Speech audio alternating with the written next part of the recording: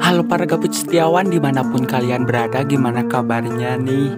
Pada kesempatan kali ini, saya akan menceritakan sebuah alur film yang berjudul Americal Ultra yang dirilis pada tahun 2015.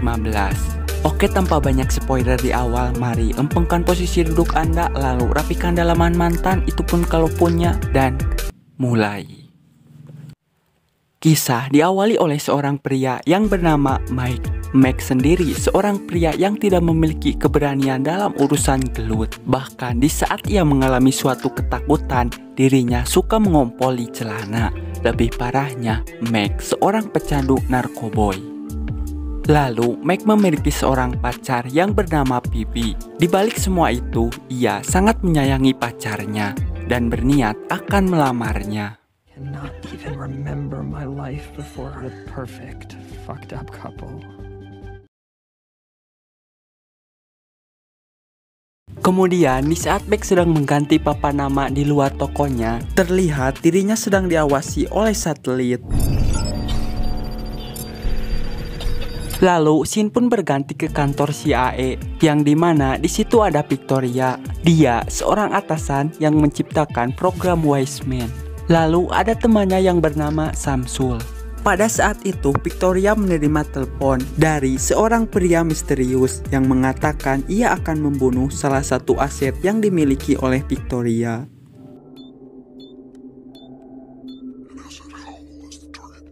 What?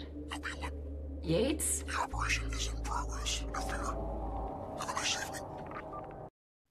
Di sisi lain, terlihat Mike sedang mengobrol dengan Bibi. Di sana, Mike meminta maaf karena ia selalu menjadi beban bagi Bibi.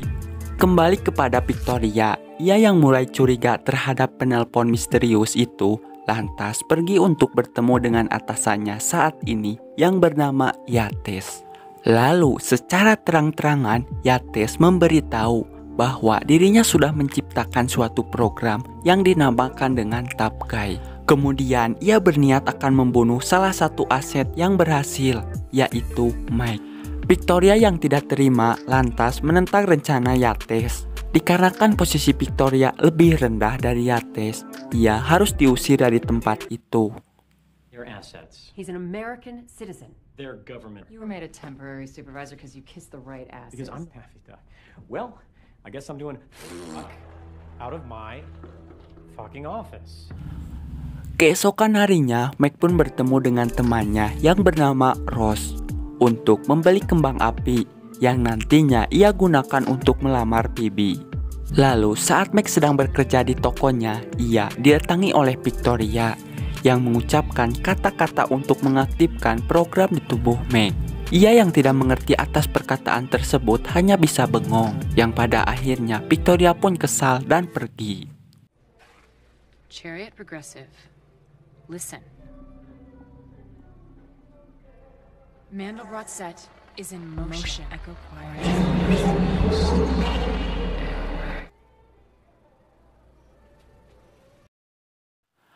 Beberapa saat kemudian, Mike pun keluar dari tokonya. Tanpa sengaja, terlihat dua orang pria misterius yang berada di mobilnya. Lalu, secara tiba-tiba langsung menyerang Mike. Dan saat itu juga, Mike yang tidak jago gelut seketika berubah menjadi jago.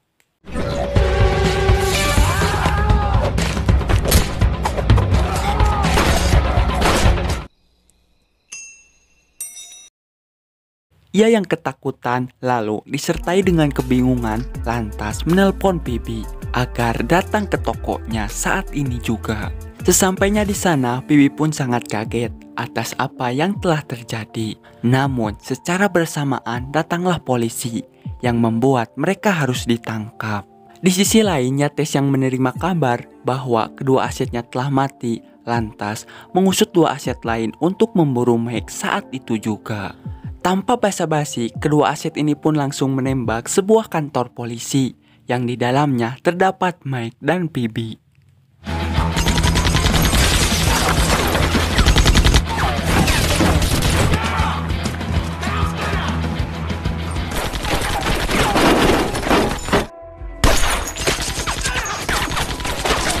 Mike sendiri melawan satu aset yang bernama Blocker Di sana ia sangat kesusahan untuk melawannya. Namun dengan sedikit bantuan dari si Cinta, Meg mampu kabur dari kedua aset itu.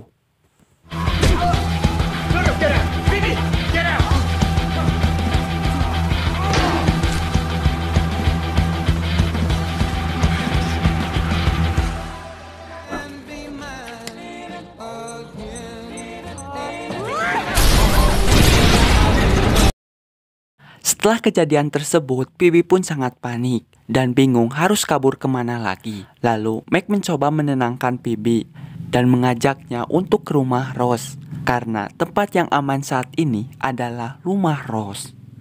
Sesampainya di sana, Rose menolak kedatangan Meg karena ia telah melihat berita di televisi bahwa Meg telah terkena virus monyet yang mematikan. Fired out of spaceship straight Andromeda sun. You ain't seen? Fucking look at the TV. Anyone having knowledge of their whereabouts should contact the... Calm down. Calm down. Maybe we could just talk about this, okay? Nah, Mike. Di sisi lain terlihat Victoria sudah berada di kantor polisi yang sudah hancur. Lalu ia meminta Samsul untuk mengirimkan beberapa senjata kepada dirinya. Yates yang mengetahui hal tersebut lantas memperingati Samsul agar tidak lagi membantu Victoria bila mana ia ingin masih hidup. Actively, we take you outside and we shoot you in the fuck. Yates yang sudah mengetahui posisi Meg saat ini lantas menyiapkan banyak sekali aset untuk memburunya. The assets. You got them all? Laffer. But you saw him, right? How?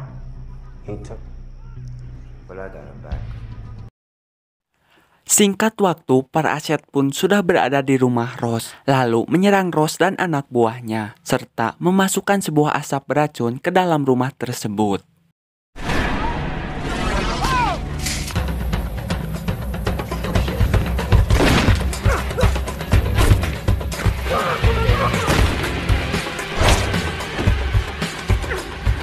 Akibat gas beracun itu, Meg harus pingsan. Untungnya ia bisa diselamatkan oleh Bibi, yang mana ia seperti mengetahui tentang gas tersebut.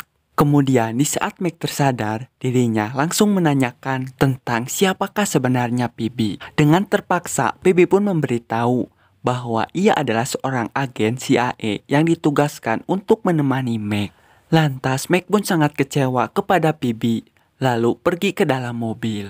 Akan tetapi di saat mereka melanjutkan pertengkaran di dalam mobil, tiba-tiba... Okay, how much of everything that you've ever told me is just a complete...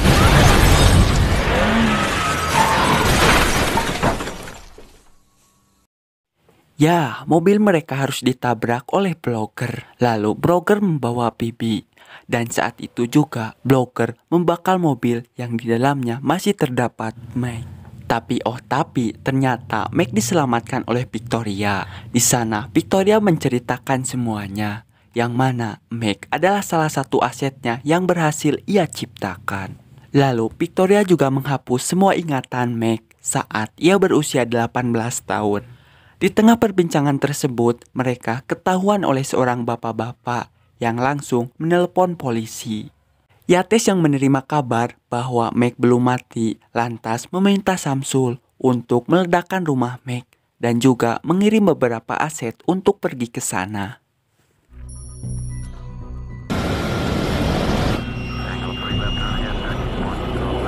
Sesampainya di rumah, Victoria mencoba untuk meyakinkan Meg bahwa Bibi benar-benar mencintainya. Namun Meg yang telanjur kecewa malah memilih untuk mengganja, serta diiringi oleh sebuah lagu.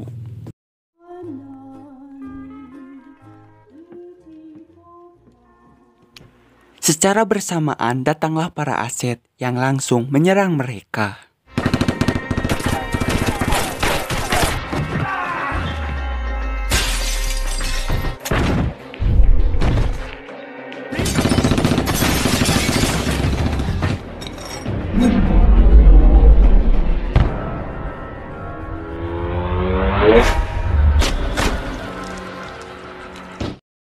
Untungnya mereka berdua mampu mengatasi hal tersebut.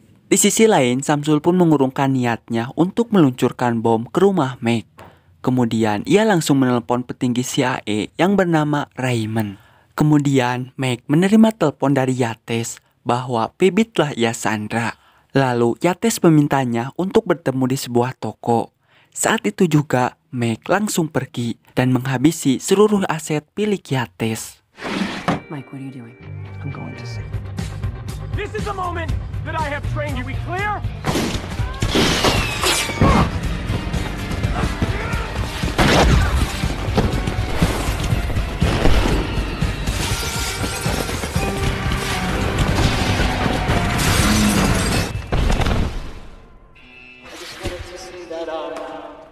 That I love.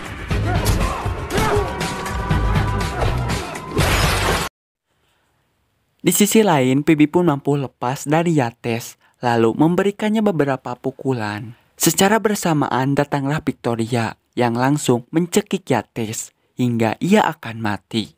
Untungnya Raymond yang sudah berada di tempat tersebut menghentikan aksi Victoria. Kemudian di saat Meg dan PB keluar dari toko secara bersamaan, mereka sudah disambut oleh ratusan polisi yang sewaktu-waktu siap untuk menembak mereka. Namun secara tiba-tiba Meg langsung melamar PB saat itu juga. Walaupun momennya kurang tepat sih.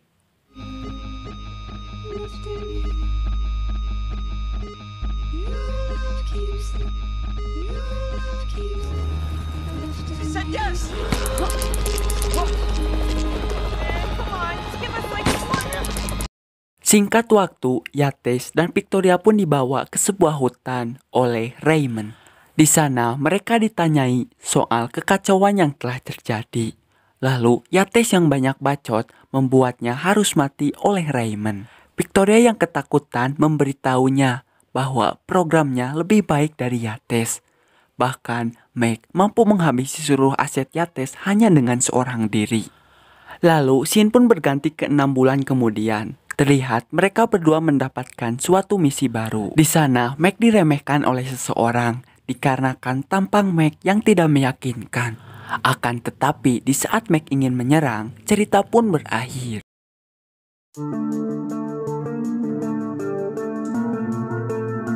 Mungkin segitu yang dapat saya sampaikan dalam kesempatan kali ini. Untuk keseruan alur ceritanya cukup seru, cukup menarik. Ya walaupun kurang dalam adegan gelutnya gitu, kurang greget bagi saya. Mungkin pesan yang bisa diambil dalam film ini adalah seorang lelaki sejati tidak akan ingkar janji. Saya Mimin Step mengucapkan terima kasih dan sampai jumpa di video selanjutnya. Dadah.